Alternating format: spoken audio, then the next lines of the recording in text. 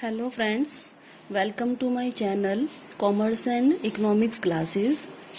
कल हमने प्रबंध के अर्थ और उसकी विशेषताओं के बारे में पढ़ा था। वहाँ हमने पिछले वीडियो में केवल इसकी 6 ही विशेषताएं करी थी। अब हम इस वीडियो में आगे की विशेषताओं को पढ़ेंगे। अगर आप मेरा पिछला वीडियो देखना चाहते हैं तो उसके लिए लिंक मैं नीचे इनबॉक्स में दे दूँगी, वहाँ से आप देख सकते हैं। तो अब हम इसकी आगे की विशेषताएं जो है वो शुरू करते हैं। तो मैनेजमेंट का जो 7th फीचर है, करैक्टरिस्टिक्स है, वो है हमारी इट इज़ यूनिवर्सल एक्टिविटी। प्रबंध जो है वो एक सार्वभौमिक क्रिया है। सार्वभौमिक क्रिया यूनिवर्सल मीन्स जो मैनेजमेंट है वो हर जगह अप्लाई होता है, चाहे वो आपका बिजनेस एक्टिविटी हो और चाहे वो नॉन बिजनेस एक्टिविटी हो। बिजनेस में तो हम मैनेजमेंट वर्ड को यूज़ करते ही हैं, पर इसके अलावा जो नॉन बिजनेस एक्टिविटीज़ होती है उन पर भी जो है मैनेजमेंट अप्लाई होता है। आप जनरली अपनी लाइफ में देखते होंगे, आपके घर में कोई भी फैमिली फंक्शन होता है तो वहाँ पर भी मैनेजमेंट जो है अप्लाई होता है, जबकि आप उसकी तरफ ध्यान नहीं देते हैं, पर एक्चुअली में वहाँ पर भी मैनेजमेंट है। क्योंकि जैसे आपके पेरेंट्स हैं वो पहले सारा सोच विचार करते हैं कि हमने कब क्या काम करना है, काम को बांटते हैं जो फैमिली मेम्बर्स होते हैं उन सब में, और देखते हैं कि सबने अपना काम पूरा कर लिया है या नहीं कर लिया है। तो जब वो सोच विचार कर रहे हैं तो वो क्या है, प्लानिंग है। उन्होंने जब काम को मेंबर्स में डिवाइड किया है वो आपका जो है ऑर्गेनाइजिंग हो गया। उसके बाद जब वो देख रहे हैं कि सारा काम पूरा हुआ ठीक तरीके से, कहीं कोई कमी नहीं रह गई है, तो वो कंट्रोलिंग है। तो इस तरह से जहाँ पर भी बहुत से लोग इकट्ठे होकर कोई भी काम करते हैं, ग्रुप एक्टिविटी होती है, वहीं पर ही मैनेजमेंट जो है वो एप्लीकेबल होता है। तो इसीलिए जो मैनेजमेंट है वो एक यूनिवर्सल एक्टिविटी है। तो इसके बाद हमारी नेक्स्ट फीचर आती है मैनेजमेंट की, इट इज़ मल्टी डिसिप्लिनरी। यह एक विभिन्न दर्शनग्राही ज्ञान है। जो मैनेजमेंट है वो एक नए सब्जेक्ट के रूप में डेवलप हुआ है। तो मैनेजमेंट में जो आपको इंफॉर्मेशन, नॉलेज जो आपको दी गई है वो डिफरेंट जो सब्जेक्ट्स हैं उनसे जो है गेन की गई है। कुछ बातें इसमें जो है इकोनॉमिक्स से ली गई है और कुछ बातें जो है इसमें स्टैटिस्टिक्स से ली गई है, कुछ बातें जो है इसमें सोशियोलॉजी से ली गई है। तो इस तरह से डिफरेंट सब्जेक्ट्स हैं, उनसे कुछ कुछ बातें जो है गेन करके जो है मैनेजमेंट को एक नए सब्जेक्ट के रूप में डेवलप किया गया है। तो इसीलिए हम कह सकते हैं कि मैनेजमेंट जो है वो मल्टी डिसिप्लिनरी है। इसके बाद हमारी मैनेजमेंट की नेक्स्ट फीचर आता है, it is a social science. Management science है, ये भी हम आगे करेंगे, पर इस पॉइंट में हमारे पास है management is a social science. अब सोशल साइंस किसी भी सब्जेक्ट को हम तब कहते हैं जब वो ह्यूमन बीइंग से रिलेटेड होता है। मैनेजमेंट जो है उसका रिलेशन भी ह्यूमन बीइंग से है, पर्सन से है, क्योंकि इसमें हम पर्सन्स को, मनुष्यों को लेकर जो है उनकी सहायता से ही कोई ना कोई काम करते हैं। तो इसीलिए मैनेजमेंट जो है वो एक सोशल साइंस है, क्योंकि इसमें हम ह्यूमन बींग्स को लेकर जो है अपना काम करते हैं। इसके बाद हमारी नेक्स्ट फीचर आती है, it is a system. Management जो है एक सिस्टम है, एक प्रणाली है। प्रणाली कैसे है, क्योंकि जब हम मैनेजमेंट की बात करते हैं तो हम किसी भी ऑर्गेनाइजेशन के किसी एक पार्ट की बात नहीं करते हैं।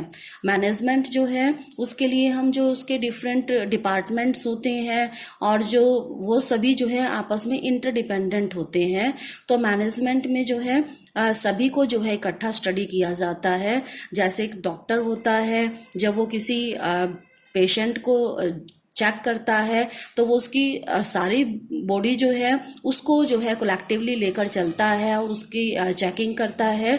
तो उसी तरह से मैनेजमेंट जो है वो भी एक सिस्टम है, क्योंकि इसमें इसके सभी जो पार्ट्स होते हैं किसी भी ऑर्गेनाइजेशन के वो इंटरडिपेंडेंट होते हैं, एक दूसरे के ऊपर अपना इफेक्ट डालते हैं और उनको हम कलेक्टिवली जो है लेकर चलते हैं।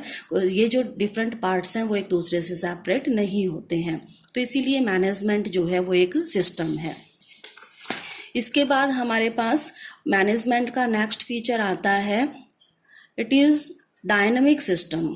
मैनेजमेंट जो है वो एक गतिशील व्यवस्था है।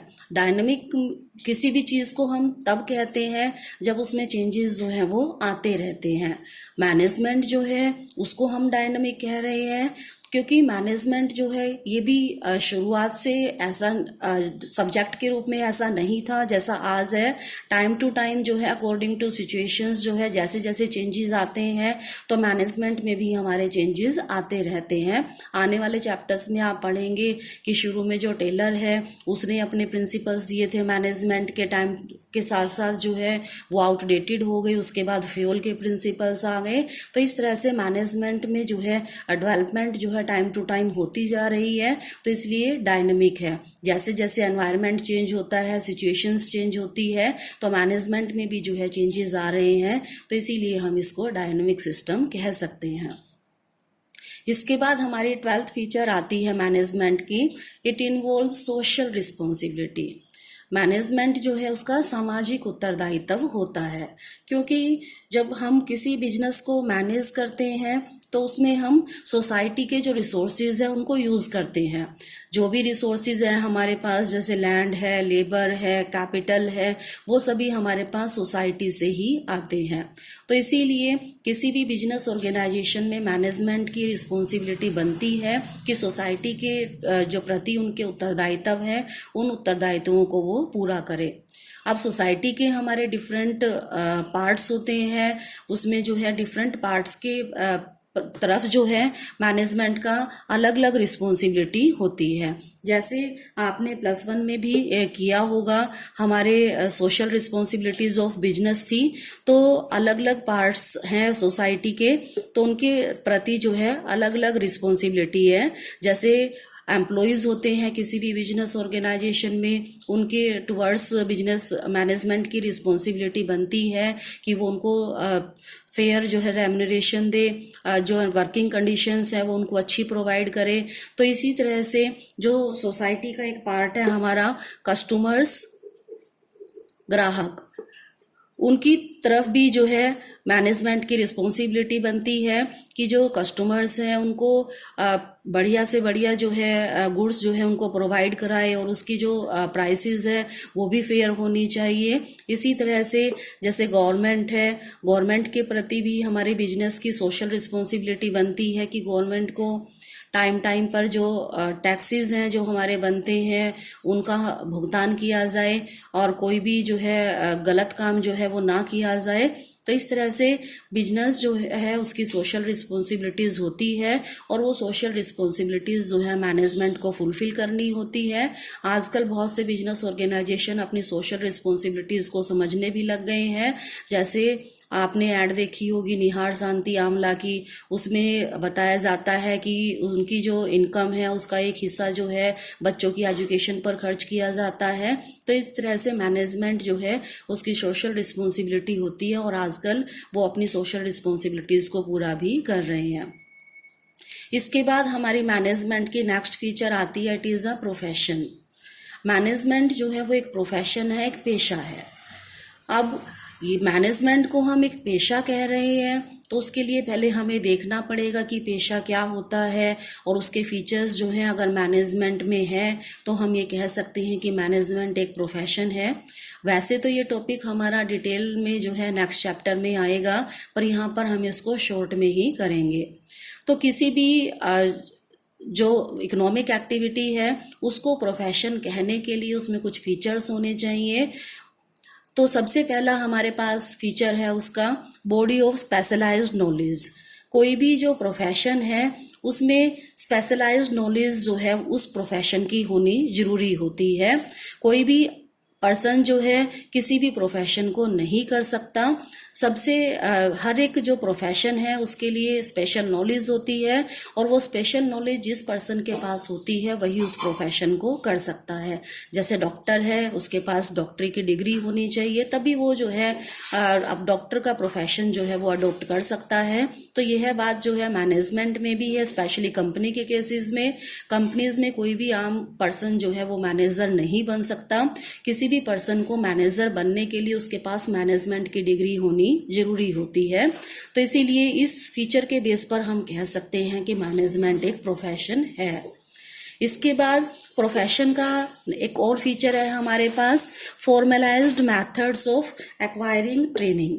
किसी भी अगर हम प्रोफेशन की बात करें तो हमने कहा था कि उसकी बॉडी ऑफ स्पेशलाइज्ड नॉलेज होती है, और उस नॉलेज को देने के लिए हमारे पास जो है फॉर्मलाइज्ड मेथड्स हैं। उसकी ट्रेनिंग देने के लिए जो है फॉर्मलाइज्ड मेथड्स हैं, मीन्स स्पेशल जो है इंस्टीट्यूशंस होती हैं जहाँ पर जो है उसकी ट्रेनिंग जो है वो दी जाती है। जैसे अभी हमने मेडिकल प्रोफेशन की बात की थी, तो मेडिकल की जो नॉलेज है, एजुकेशन है, उसको देने के लिए मेडिकल कॉलेजेस होते हैं। इसी तरह से हम बात कर रहे हैं मैनेजमेंट की, तो मैनेजमेंट की जो नॉलेज है उसको गेन करने के लिए भी मैनेजमेंट कॉलेजेस होते हैं। वहाँ पर कोई भी पर्सन जो है स्टडी करके जो है इसकी ट्रेनिंग जो है वो ले सकता है। तो इस तरह से ये फीचर जो प्रोफेशन की है ये भी मैनेजमेंट में है। तो हम कह सकते हैं कि मैनेजमेंट एक प्रोफेशन है। तो हम एक और फीचर देखेंगे प्रोफेशन की, priority of service over economic benefits. किसी भी प्रोफेशन की हम बात करें तो उसमें जो पैसा है उसको प्रेफरेंस नहीं दी जाती, बल्कि सर्विस, सोसाइटी की जो सर्विस होती है उसको प्रेफरेंस जो है वो दी जाती है। तो यहाँ ये बात जो है, जैसे हम बात कर रहे थे मेडिकल प्रोफेशन की, तो मेडिकल में जो डॉक्टर्स होते हैं उनका जो मेन ऑब्जेक्टिव होता है मनी अर्निंग नहीं होता है, बल्कि सोसाइटी को सर्व करना होता है। तो इसी तरह से जो प्रोफेशन है उसमें भी जो मैनेजर्स होते हैं, अभी हमने ऊपर वाले पॉइंट में बात की थी कि उनकी सोशल रिस्पॉन्सिबिलिटीज़ होती है, तो उनको भी सोसाइटी को ध्यान में रखकर चलना होता है। तो इस फीचर के बेस पर भी हम कह सकते हैं कि कुछ हद तक मैनेजमेंट जो है वो प्रोफेशन है। तो इस तरह से प्रोफेशन की काफ़ी कुछ विशेषताएं जो है वो मैनेजमेंट में पाई जाती है। तो इसलिए हम कह सकते हैं कि मैनेजमेंट एक प्रोफेशन है। तो अब हम इसका लास्ट फीचर करेंगे, वो है it is both science and art. Management जो है दोनों ही है, साइंस भी है और आर्ट भी है। तो इसमें दो बातें आ गई, मैनेजमेंट इज ए साइंस और सेकंड है हमारे पास मैनेजमेंट इज एन आर्ट। तो सबसे पहले हम करेंगे मैनेजमेंट इज अ साइंस। वैसे तो ये पॉइंट भी हमारा नेक्स्ट चैप्टर में आएगा, वहाँ पर डिटेल में हम स्टडी करेंगे। तो क्योंकि ये इसकी फीचर भी है तो हम इसको यहाँ पर शॉर्ट में करेंगे। तो मैनेजमेंट को हम साइंस जो है अगर कहेंगे तो उसके लिए फिर उसी तरीके से हम देखेंगे, ऊपर वाले पॉइंट के तरीके से ही। अगर साइंस के फीचर्स मैनेजमेंट में हैं तो हम कहेंगे कि मैनेजमेंट एक साइंस है। तो सबसे पहला फीचर हम साइंस का यहाँ पर करते हैं, सिस्टमैटिक बॉडी ऑफ नॉलेज। किसी भी सब्जेक्ट को हम साइंस कहेंगे तो उसके लिए जो है उसकी जो उस सब्जेक्ट से रिलेटेड जो नॉलेज होती है वो सिस्टमैटिकली जो है एक सब्जेक्ट के रूप में जब डिफाइन की जाती है तो हम उसको कह सकते हैं साइंस। तो मैनेजमेंट जो है वो भी एक सब्जेक्ट के रूप में डेवलप हुआ है, इसके भी अपने प्रिंसिपल्स हैं, रूल्स हैं, डिफरेंट टेक्निक्स हैं। तो हम कह सकते हैं कि मैनेजमेंट इस फीचर के बेस पर जो है एक साइंस है। इसी तरह से साइंस की एक और फीचर है हमारे पास, यूनिवर्सल एप्लीकेशन। तो साइंस के जो रूल्स एंड रेगुलेशंस है वो यूनिवर्सली एप्लीकेबल होते हैं। कहीं पर भी आप चले जाएं यूनिवर्स में, वो रूल जो है उतने ही ट्रू प्रूव होते हैं। जहाँ जैसे एक जगह पर है उतना ही उनका रिजल्ट जो है वो दूसरी जगह पर आता है। तो ये फीचर जो है मैनेजमेंट पर भी अप्लाई होती है। मैनेजमेंट के जो प्रिंसिपल्स हैं वो भी हर जगह जो है इक्वली एप्लीकेबल है। तो इसीलिए हम कह सकते हैं कि मैनेजमेंट जो है वो एक साइंस है। तो साइंस का हम एक और फीचर करेंगे, that is cause and effect relationship. Science जो है वो cause and effect relationship establish करती है। कॉज, इसमें बताया जाता है कि अगर ऐसा है तो ऐसा होगा। तो कॉज एंड इफेक्ट रिलेशनशिप है, जैसे आपने न्यूटन का प्रिंसिपल किया होगा कि कोई चीज़ ऊपर से नीचे गिरी, ऊपर से हम छोड़ते हैं तो वो नीचे आकर ज़मीन पर गिरती है। तो इसी तरह से हम मैनेजमेंट की बात करें तो इसके जो प्रिंसिपल्स हैं वो भी cause and effect relationship establish करते हैं। जैसे इसका एक प्रिंसिपल हम करेंगे आगे चैप्टर्स में, फेयोल ने दिया था डिवीज़न ऑफ वर्क का, कि अगर हम किसी भी संस्था में काम को डिवाइड कर देते हैं, हर एक पर्सन को हम उसकी एबिलिटी के अकॉर्डिंग काम देते हैं, तो उसका जो रिजल्ट है वो सक्सेस होगा। तो यहाँ पर कोज क्या है, काम को डिवाइड करना, और उसका इफेक्ट क्या है, सक्सेस। तो यह इस तरह से जो मैनेजमेंट का प्रिंसिपल्स हैं वो कोज एंड इफेक्ट का रिलेशनशिप एस्टैब्लिश करते हैं। तो हम कह सकते हैं कि मैनेजमेंट जो है वो एक साइंस है। तो अब इसमें एक और बात थी हमारे पास, मैनेजमेंट जो है वो आर्ट भी है। तो इसी तरह से हम देखेंगे कि अगर आर्ट के फीचर मैनेजमेंट में है तो हम कहेंगे कि मैनेजमेंट आर्ट है। तो इसमें एक सबसे पहला फीचर हमारे पास आता है पर्सनल स्किल, व्यक्तिगत निपुणता। किसी भी आर्ट की जब हम बात करते हैं तो वो हर एक पर्सन की अपनी अपनी एबिलिटी होती है। कोई भी आर्ट का जो फंक्शन है वो हर एक आदमी जो है अपनी अपनी कुशलता के अकॉर्डिंग जो है वो करता है। हम आर्टिस्ट की बात करते हैं, हर एक आर्टिस्ट का अपना अपना ढंग होता है, वो अपने अपने तरीके से काम करते हैं। इसी तरह से मैनेजमेंट में भी हर एक मैनेजर जो है वो अपने अपने अंदर के गुणों से, अपने अपने तरीके से जो है वो बिजनेस को मैनेज करता है। तो इसीलिए मैनेजमेंट जो है वो एक आर्ट है। तो मैनेजमेंट आर्ट की जो नेक्स्ट फीचर है वो है हमारे पास प्रैक्टिकल नॉलेज। किसी भी आर्ट जो है, कला है, उसको प्रैक्टिकली जो है अप्लाई किया जाता है। प्रैक्टिकली जो है वो काम जब हम करते हैं तो हम उसको आर्ट कहते हैं। तो मैनेजमेंट में भी ये फीचर पाया जाता है, क्योंकि मैनेजमेंट में भी जो पर्सन है, मैनेजर्स हैं, वो काम को जो है करते हैं प्रैक्टिकली, और उससे जो है उनको नॉलेज गेन होती है। तो पहले वो बुकिश नॉलेज लेते हैं इंस्टीट्यूशंस में, और फिर उसको प्रैक्टिकली जो है अप्लाई करते हैं। तो इसके लिए प्रैक्टिकल नॉलेज भी होनी जरूरी होती है। तो इसीलिए मैनेजमेंट एक आर्ट है। तो इसका लास्ट फीचर हम करेंगे डेवलपमेंट थ्रू प्रैक्टिस। किसी भी आर्ट की अगर हम बात करते हैं तो वो प्रैक्टिस से डेवलप होता है। मीन्स जैसे जैसे हम उस काम को करते जाते हैं, हम उस काम में निपुण होते जाते हैं, परफेक्ट जो है वो होते जाते हैं। तो यही फीचर हमारी मैनेजमेंट में भी है।